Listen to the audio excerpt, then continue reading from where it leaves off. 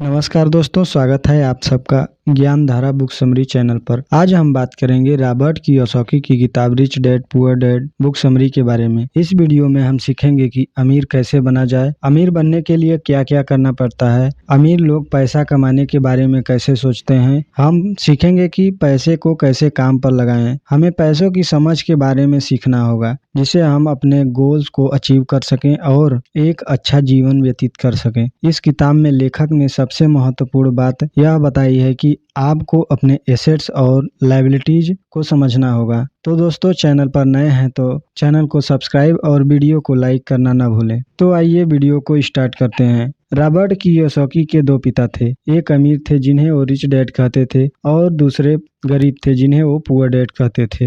लेखक के एक पिता बहुत ही पढ़े लिखे थे जिन्होंने पीएचडी भी करा था और उनके दूसरे पिता अपने स्कूल की पढ़ाई भी नहीं पूरी की थी। दोनों ही अपने अपने करियर में सफल थे। एक पैसों की समस्या से जूझ रहे थे और दूसरे उनके शहर के सबसे अमीर व्यक्तियों में से एक थे। जब ये पैसों के बारे में सोचते थे तो दोनों का नजरिया अलग अलग था। एक का मानना था कि पैसों के प्रति प्यार ही सभी समस्याओं की जड़ है और दूसरे का मानना था कि पैसों की कमी ही सभी समस्याओं की जड़ है। यह बुक हमें बताती है कि फाइनेंशियल सफलता कोई लक्ष्य नहीं है जिसे हासिल करने के बाद हमारे जीवन में हमेशा फाइनेंशियल सफलता बनी रहेगी, बल्कि यह एक लगातार चलने वाली प्रक्रिया है जिसमें हमें समय के साथ फेरबदल करना होता है।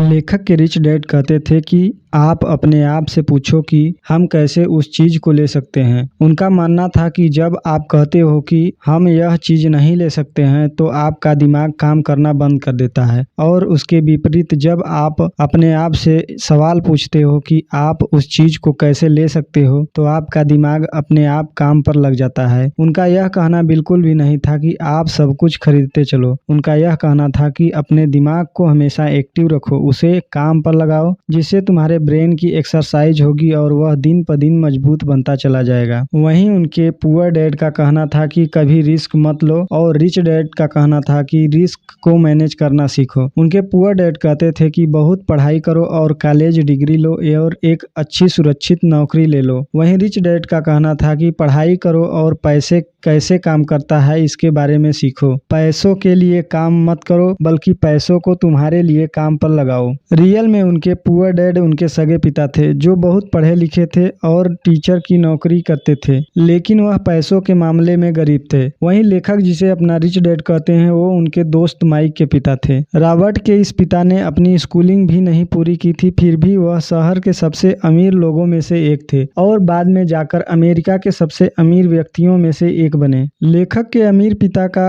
कहना था कि आप कितना पैसा कमाते हो यह महत्वपूर्ण नहीं है, महत्वपूर्ण यह है कि आप कितना पैसा बचाते हो। बहुत सारे लोगों को यह नियम पता नहीं है, इसलिए हम देखते हैं कि लाखों रुपए की लॉटरी जीतने वाला गरीब या मध्यम वर्गीय आदमी अचानक से अमीर तो बन जाता है, परंतु कुछ ही सालों बाद अपनी पुरानी हालत पर आ जाता है क्योंकि उन्होंने बचाए नहीं, सिर्फ खर्च किया। हम यह भी देखते हैं कि कोई खिलाड़ी जो 25 से 30 साल की उम्र में करोड़ों रुपए कमा रहा था, पर उसके 10-15 साल बाद उसके पास कुछ भी नहीं बचता है और वह गरीबी की तरफ बढ़ता चला जाता है।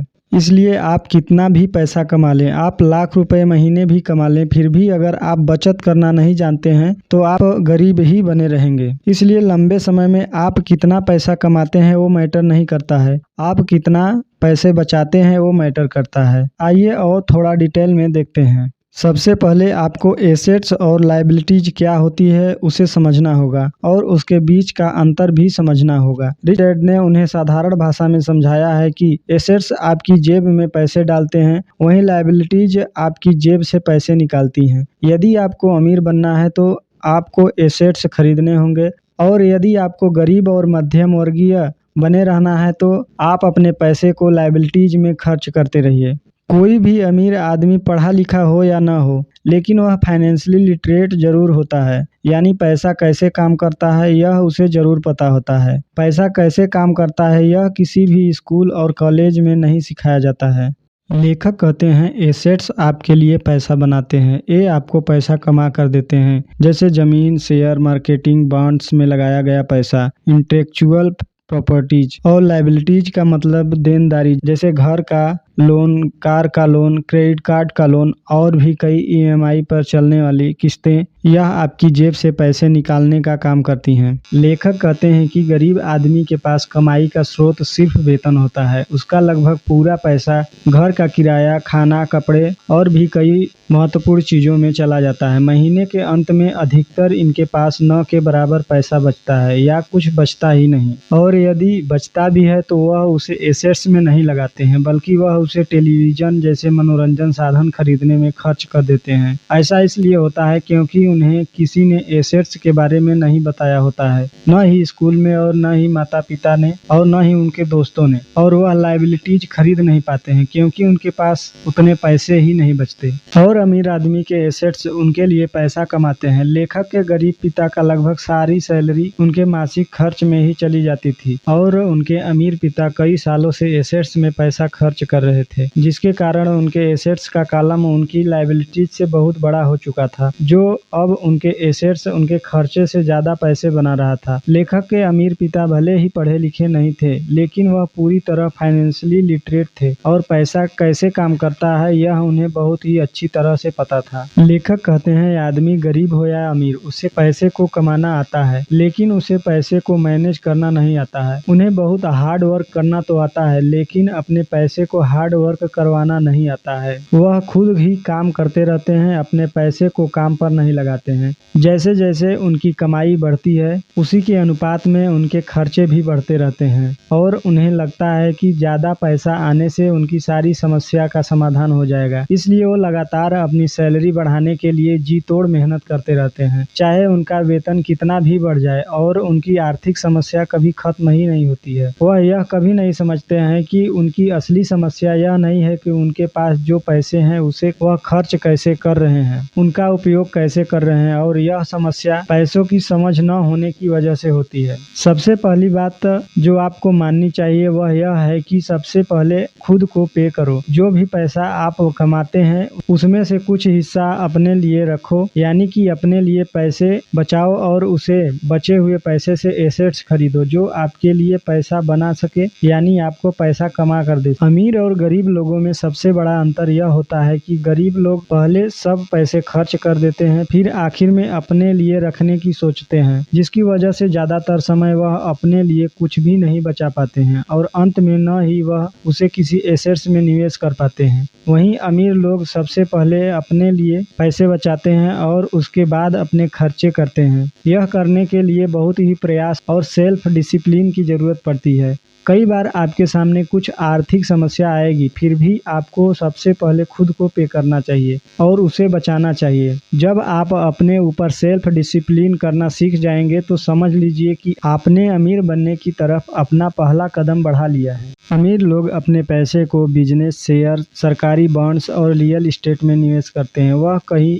और जगह भी पैसे को लगाते हैं जहां से उन्हें रेगुलर इनकम मिलती रहती है। उनका यह निवेश उनके लिए एसेट्स हैं जो उनके लिए पैसे कमाते हैं। जो एसेट्स आपको पसंद हैं, आपको उसमें निवेश करना चाहिए। आपको यह पता करना चाहिए कि कौन कौन से एसेट्स की श्रेणियां आपको अच्छी लगती हैं। उनके बारे में बहुत ही गहराई से जाकर अध्ययन करना चाहिए, जानकारी लेनी चाहिए, जैसे वह आगे आने वाले समय में किस प्रकार का आप मुनाफा दिलाएंगी, उस एसेट से कोई अन्य स्रोत भी बन पाएगा या नहीं। इस प्रकार अमीर लोग सबसे पहले अपना एसेट का कॉलम मजबूत करते हैं, फिर उस एसेट से मिलने वाली कमाई से, और जिन गरीब या मध्यम वर्गीय लोगों की लॉटरी लगती है वह भी अपनी एसेट पर निवेश करने के बजाय खर्च बढ़ाते जाते हैं। इस तरह कुछ साल के बाद फिर से अपनी पुरानी आर्थिक स्थिति पर आ जाते हैं।